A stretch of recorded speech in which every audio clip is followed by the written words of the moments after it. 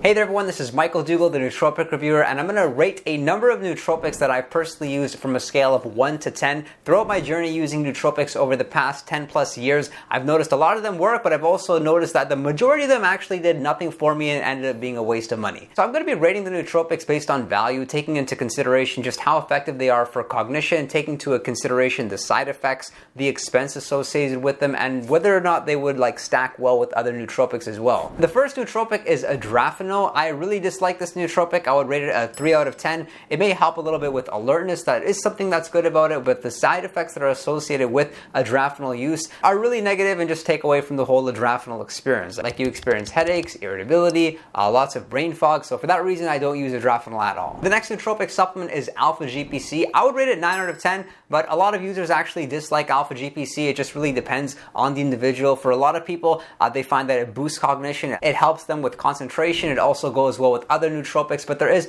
a small percentage of people that actually do find better results using another choline's form because Alpha-GPC actually causes side effects for them. I'm not one of those individuals though. The next nootropic is Aniracetam, which I would rate 8 out of 10 just because it has very unique benefits. It helps with social anxiety, helps a lot of people with verbal fluency, so I still do consistently use it. But one issue with Aniracetam is that a lot of people don't notice it really working, or you'd have to use it for a prolonged period of time, and plus you need to be taking it along with the choline source for it to really be effective. The next nootropic supplement is Ashwagandha. I would rate it a 7 out of 10. I don't think it's the best nootropic supplement for increasing productivity and motivation, but what it really helps with is stress. It helps with anxiety. It also, for most individuals, doesn't have side effects that are too severe. The next nootropic supplement is Bacopa Monnieri. I would rate it an 8 out of 10. At this point, it seems like I'm giving everything high ratings, but don't worry, I have a lot of nootropics that I'm going to rate even less than 3 out of 10. And that's because of the fact that with Bacopa Monnieri, it really does boost memory well. It fights off stress. It's a herbal nootropic, meaning it's naturally occurring. I personally don't get negative side effects from it, but the only reason it's not like a 10 out of 10 is because some individuals do experience some demotivation when they use Bacopa Monnieri. The next nootropic is Bromantane. I would rate it a 5 out of 10. If you were to ask me maybe my first couple of weeks of using Bromantane, maybe the rating would be a little bit higher, but I've noticed that when I consistently use Bromantane, I don't get the benefits that I want from it, and the expected benefit is that you use Bromantane and you experience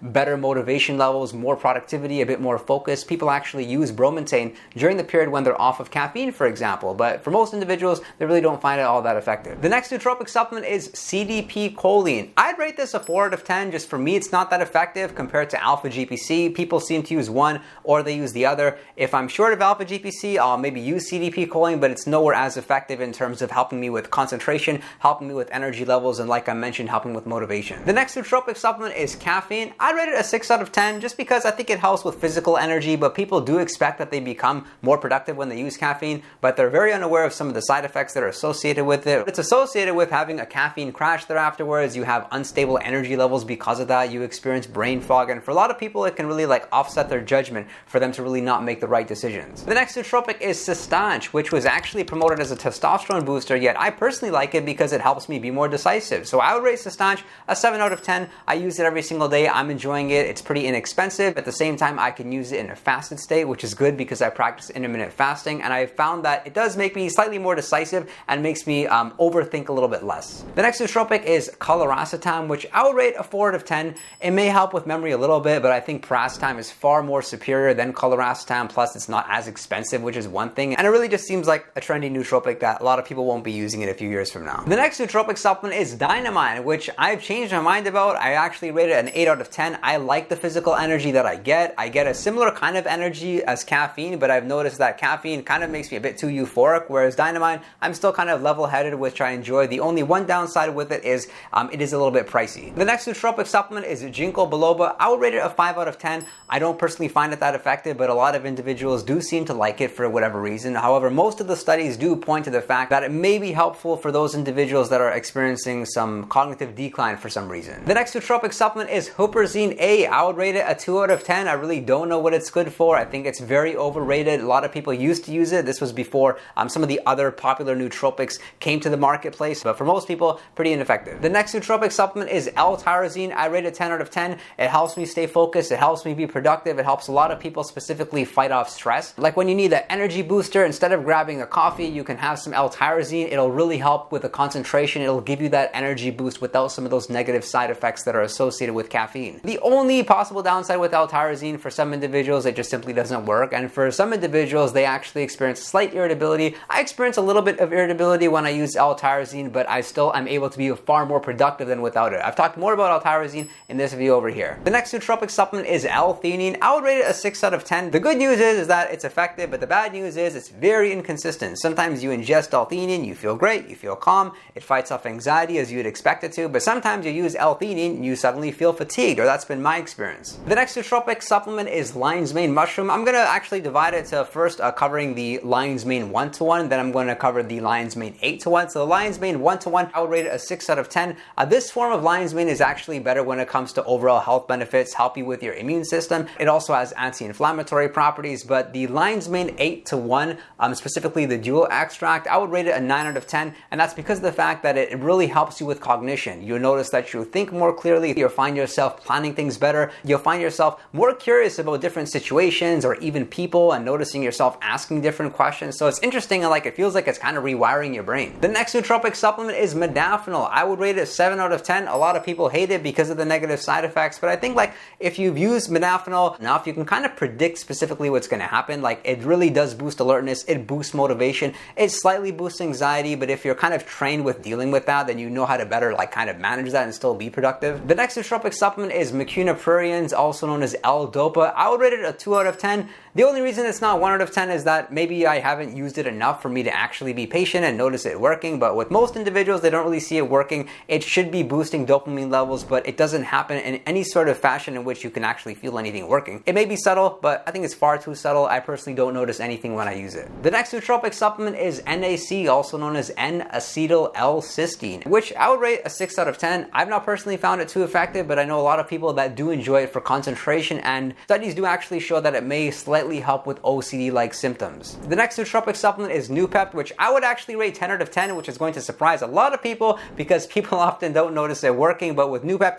I am extremely sensitive to this stuff. I can take 10 milligrams under the tongue and then bam, I have concentration, I'm motivated, I'm stimulated, so I really enjoy how that feels because it gives me this like tunnel vision-like focus for me to really avoid distractions and help me focus on what matters most. I've talked more about Noopept in this video here. Some individuals find that it does make them slightly irritable, but the good news is that you'll know within a few days whether you're responding positively or negatively to Noopept. The next nootropic supplement is Oxiracetam, which I would rate 8 out of 10. It does very similar things to what Noopept does in the way that I described it, but with Oxiracetam, it lasts a little bit longer, which is good. The next nootropic supplement is PRL-853, which I would rate a 4 out of 10. A lot of people do use it for memory, but I mean, it's super pricey stuff. I don't see any reason why people would ingest PRL-853 versus Bacopa Monnieri. Bacopa Monnieri has more research backing it. It's hard to beat Bacopa. The next nootropic supplement is Panax Ginseng, which I will rate a 3 out of 10. I personally don't find it very effective. I also noticed that it kind of gets me in this like uneasy state where I'm slightly anxious. Like, yes, Panax Ginseng is supposed to be a nootropic supplement which is supposed to fight off stress. Maybe it does fight off stress, maybe it fights off fatigue, but I feel this awkward anxiety when I personally use it, though I know some individuals that really enjoy it. The next nootropic supplement is Phenylpiracetam, which I will rate 8 out of 10. I love the fact that it boosts my energy levels. Like, you ingest 100 milligrams of phenylpiracetam in the morning and you'll just want to go for a run. It doesn't matter if it's in the afternoon or the evening, you have this physical energy. But what I dislike about it is that my judgment seems somewhat impaired. I'm not able to really have like deep conversations with people because my mind seems to be racing too much with phenylpiracetam. The next nootropic supplement is Piracetam, which I will rate 9 out of 10. The only reason it's not 10 is because it's not super effective, and a lot of people just don't have the patience, because if you're not consistent with nootropic supplementation, then you wouldn't want to spend any time using Piracetam, because of the fact that you need to be taking it every single day, twice a day, along with the choline source for about 7 days for you to start noticing the benefit when it comes to better thinking, better energy levels, deeper sleep, more motivation. But I've been using Piracetam for 8+ years, like 330+ days of the year, and I'm really enjoying it. The next nootropic supplement is Rhodiola Rosea, which I will rate 10 out of 10. It fights off stress more effectively than other nootropic supplements. It's naturally occurring. You ingest it, you can feel it almost straight away for most people, and at the same time, it has really good health benefits that are backed by good, solid studies. I've been using this as well for over 8 years, and it seems like the cheat code when it comes to productivity, because you can use Rhodiola Rosea in the middle of the day and suddenly it feels like you've taken a nap. You get that clear-mindedness, so I always describe Rhodiola Rosea as a nap in a pill. The next nootropic supplement is Shilajit, which I will rate 5 out of 10. I personally don't find it too effective. It may help with stress and anxiety to some extent. There is some talk, but lack of research about it potentially boosting testosterone levels, which I think is a good reason why a lot of people use Shilajit. But the benefit benefits for most individuals are going to be negligible. The next nootropic supplement is taurine, which I would rate a 4 out of 10. It's not that effective. It may slightly help with anxiety levels. It can go well with caffeine. Let's say if you're having a big serving of caffeine like an energy drink, often you'll notice energy drinks are paired with taurine because taurine can hypothetically help with anxiety and also kind of help to like prolong the energy that you may get with caffeine. The next nootropic supplement is theacrine. I would rate it 1 out of 10. I don't like anything about this nootropic supplement. I have it. I never touch it because it was marketed to be a potential like replacement for caffeine, but with theacrine you actually feel worse, or at least I do. I notice I'm more anxious. I don't get that physical energy boost that I do with caffeine. It's super pricey, so I personally wouldn't recommend it. The next nootropic supplement is Tongkat Ali, which I would rate 7 out of 10. It may be effective in boosting testosterone levels, but when it comes to cognition, I've not really noticed any sort of benefit. Maybe it slightly fights off stress, but it's very inconsistent, and most of the times when you ingest Tongkat Ali, you become a little bit irritable. And the next nootropic supplement is Tribulus terrestris, also marketed as a product that is naturally occurring and boosts testosterone levels. However, Tribulus terrestris, I would actually rate it 9 out of 10 because I kind of noticed like the increased aggression, the increased libido, deeper sleep, feeling a bit more ambitious. So for that reason, mentally, I really enjoy it. And the next nootropic supplement is uridine, which I would rate 3 out of 10. I've not found it too effective, and I don't see any reason why people would stop using Alpha-GPC and use something like uridine. If you look at the list of benefits of uridine, Alpha-GPC have those same benefits, but Alpha-GPC is just so much more effective. And the next nootropic supplement is 5-HTP, which I would rate 5 out of 10 because it does have unique benefits in that it can actually really improve your mood and acts like a band-aid. So if something stressful happens, you can ingest some 5-HTP and suddenly feel really good because it can boost serotonin levels. However, this is kind of an artificial practice. You're going to be better off doing something else instead of taking a pill to solve your problems. What ratings do you disagree with? Which ratings do you agree with? Let me know your thoughts about some of the ratings in this video, and click that subscribe button for more value like this. And if you want to speak with me one-on-one, you can message me on Patreon, and be sure to visit our Discord server. It has a 24/7 chat room. We're having a whole lot of fun and answering questions in a time-sensitive fashion. I thank you for your interest in nootropics and look forward to seeing you next time.